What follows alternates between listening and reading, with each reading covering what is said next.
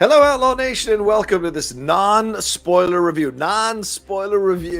of the first 4 episodes of Andor, the new Star Wars series here from Disney Plus and Lucasfilm.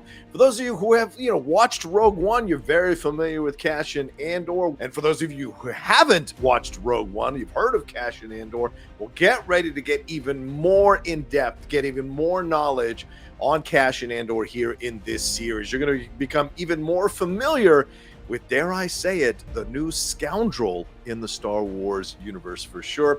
Creator and writer Tony Gilroy show runs the series here, with directors Toby Haynes taking over episodes 1 through 3 and Susanna White coming in for the 4th episode. Those are all we were allowed to watch, so I don't know who goes on to direct the other episodes coming up here for the rest of season 1. I'll start off by saying this, that I absolutely loved this series. These first 4 episodes of Andor were fantastic. It is gritty, raw, dangerous, brutal, and pulls no punches. Yes, there's a cute droid, but there's no Baby Yoda here or Babu Frick here, so don't even look for one. This is a completely different approach to Star Wars that definitely stays in the vein of Rogue One, but also marches to its own beat. There's a simmering tension here, a desperation and an anger at the Empire that permeates throughout these first 4 episodes. You are brought into the world on the planet of Cassian's origin and into the world that Cassian is currently living on, as well as other worlds here in the series, in well-timed and progressively more fleshed out flashbacks and scenes happening in current time as the series is going on. And as the episodes go along, you start to see that these connections are more than just flashbacks to get you to understand the history of the character of Cassian Andor, and more about showing you how they connect up with the things that are happening here in real time in the time of the series. The show is populated with some fantastic characters that showcase the desperate struggle these planets are in as they deal with the Empire's foot on their necks, from Bix to Luthen to Andor to Mon Mothma to Marva, to even on the Empire's side, to Cyril, to Mira, to Sergeant Kostak, to all the characters. Really, they are all immediately believable and authentic in their portrayals, which lets you sit back and be confident that you are in good hands with where this story is taking you. Diego Luna does an excellent job with Cassian yet again, and the show's first 4 episodes really give him the time to bring some new and fantastic levels to this character that we did not get to see in Rogue One. As I said, I think he's the new scoundrel in the Star Wars universe.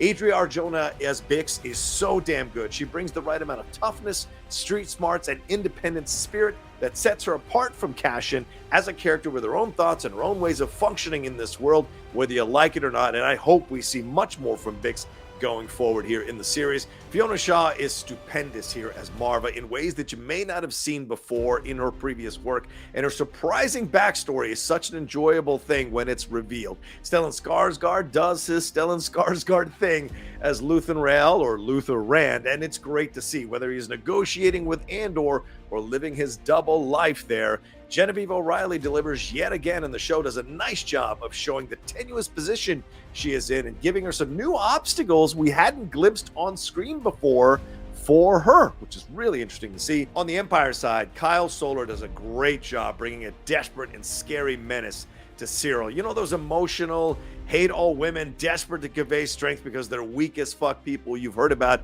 over the last few years? Well, welcome to their patron saint here in Cyril. Denise Gough is also excellent as Deidre Miro, who is taking a special interest in what's going on in the galaxy and some of these upstarts and these rebellions that are happening. Oh, and shout out to Alex Ferns as Sergeant Kostak. I got a feeling you all are going to love this guy, despite him being an Empire guy, especially all you military guys out there.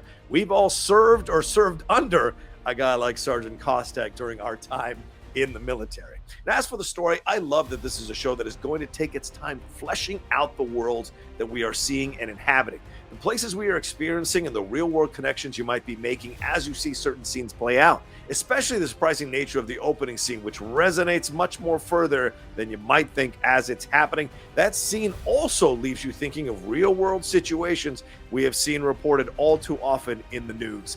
Tony Gilroy's writing here, as I said, my reaction, is some of the best work he's ever done. The back and forths between all the characters work so well to establish their relationships with each other, ground the show in a new stark realness and also lay the groundwork for their reactions to the events that happen over these first 4 episodes. Also, I know they said there wouldn't be Easter eggs in the show, but if you're a hardcore Star Wars fan, there are plenty of planets, battles, and characters that are referenced here that you might have heard about or read about before that I think are going to excite you. It weaves these references in so organically throughout these conversations that it doesn't feel like it's being done as fan service, and I love that, even though it might piss off the Grace Randolphs of the world. I also like that there are a lot of gray characters in this show and that there's an almost Sicario vibe, if I can make that connection. Sure, it's got shades of Blade Runner, shades of Wall-E throughout the first 4 episodes, but this also has a Sicario vibe to it. For those of you who've seen that great 2015 film from Denis Villeneuve,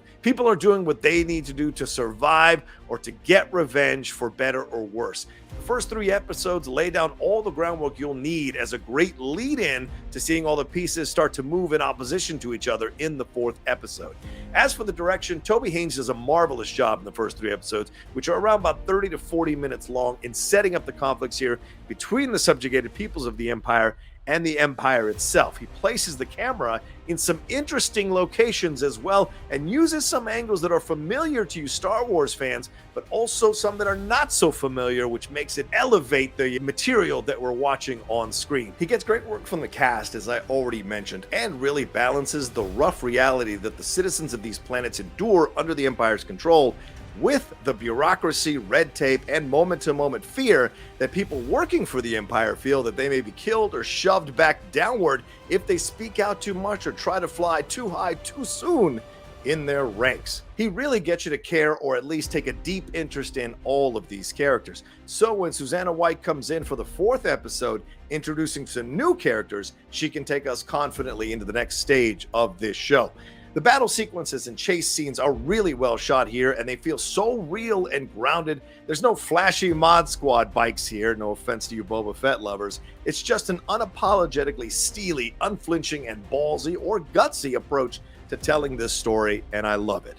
All in all, I highly recommend Andor, and as I said in my tweet, Andor is the greatest Star Wars content since Disney took over the franchise. The direction, writing, acting, music, visuals, and story deliver a gritty, grungy, ground-level series that will enlist you on its journey. And I know it absolutely has done that for me. All right, well, let me know what you thought about the show when you get a chance to watch it in the comments section below. Remember to hit a like on this video and share it on your social media with the hashtag #TheOutlawNation. Thanks for watching this review. Enjoy Andor, and remember that the Geek Buddies will be having a spoiler review with Laura Kelly coming up in the next couple of days, so look for that on the Outlaw Nation channel as well. All right, y'all, take care of yourselves, be well, and I'll talk to you next time with another review here on the Outlaw Nation.